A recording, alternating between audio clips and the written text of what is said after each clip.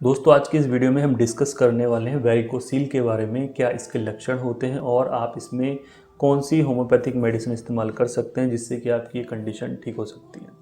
तो वेरिकोसील एक mail condition होती है और इसमें नसों का गुच्छा बन जाता है। आप सिंपली लैंग्वेज में इस तरीके से समझ सकते हैं कि हमारे स्क्रोटम के अंदर नसों का गुच्छा बन जाता है जिसकी वजह से सारे सिम्टम्स आते हैं। तो नसों का गुच्छा बनता है और वो वेन्स का गुच्छा बनता है। कई बार वेन में स्वेलिंग भी आ जाती है। पेशेंट बताते हैं जी हम कोई एक वेन को देखते हैं, मोटी मोटी सी हमें फील होती है, वो इस तरह की सेंसेशन बताते हैं। तो यूजुअली हम देखते हैं मोस्टली लेफ़्ट साइड की तरफ ये होती है, बाईं तरफ ये ज़्यादा देखने को मिलती है। और इनिशियल स्टेज में देखते हैं वहाँ पे कोई साइन और सिम्टम नहीं आता है, कोई भी साइन सिम्टम नहीं आ रहा है।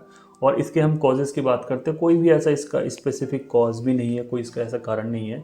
लेकिन फिर भी किसी पेशेंट को चोट लगी हो, दबाव लगा हो, कोई प्रेशर पड़ा हो, क्रिकेट खेलते हुए बॉल वगैरह लगी हो, तो उसकी वजह से कई बार ये चीज़ें देखने को मिलती हैं।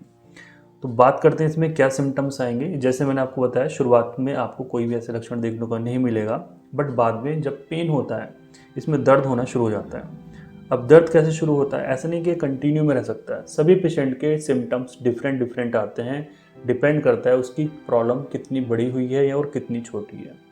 तो डिफरेंट डिफरेंट सिम्टम्स का मतलब ये है कि किसी पेशेंट को कंटिन्यूसली पेन रह सकता है कि लगातार में कई दिन से लगातार पेन बना हुआ है, कंटिन्यूसली बना हुआ है। कुछ पेशेंट हैं जिनको हफ्ते में एक आध बार पेन होता है, कुछ चोट लग जाए, झटका लग जाए, टच हो जाए, तो उसकी वजह से उनको बहुत पेनफुल सेंसेशन होती है।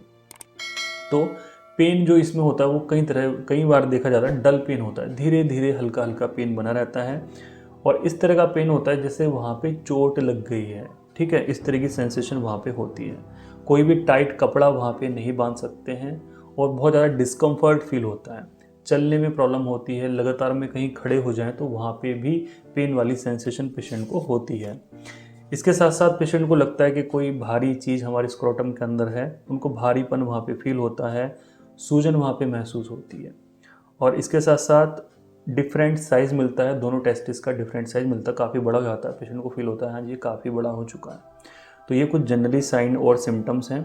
और इसमें देखेंगे अगर कोई मैरिड पेशेंट है तो वहाँ पे इनफर्टिलिटी भी देखने को मिलनी है कि वो पिता नहीं बन पा रहे हैं, ठीक है, तो इसका भी ये कारण भी हो सकता है।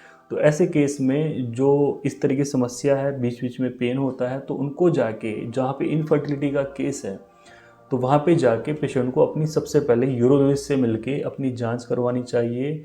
इसका आपको अल्ट्रासाउंड करवाना चाहिए जिससे पता लगे आपको ये बीमारी हो और इसका ये सॉल्यूशन है। ठीक है, ये हो गई दोस्तों वेरिकोसील के बारे में मैंने आपको बताए सिम्टम्स। बात करते हैं इसमें क्या ट्रीटमेंट हो सकता है। तो जनरली देखा जाए ये टिपिकल बीमारी के अंडर आती है, इसकी सर्जरी भी डॉक्टर काफ़ी सोच समझ के करते हैं।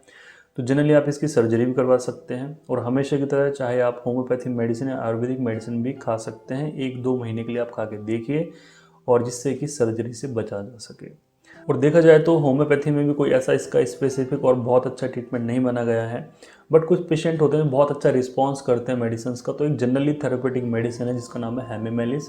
वेन्स के लिए बहुत अच्छी वो मेडिसिन है, चाहे वो रेक्टल वेन है या हमारी टेस्टिस की वेन्स हैं। तो हेमीमेलिस आप मदर टिंचर में लीजिए, इसकी 20 बूंदें दिन में 3 बार सुबह दोपहर शाम हल्के से गुनगुने पानी में डाल के आप इसको दिन में आप 3 बार लीजिए, खाना खाने के आधे घंटे बाद लीजिए।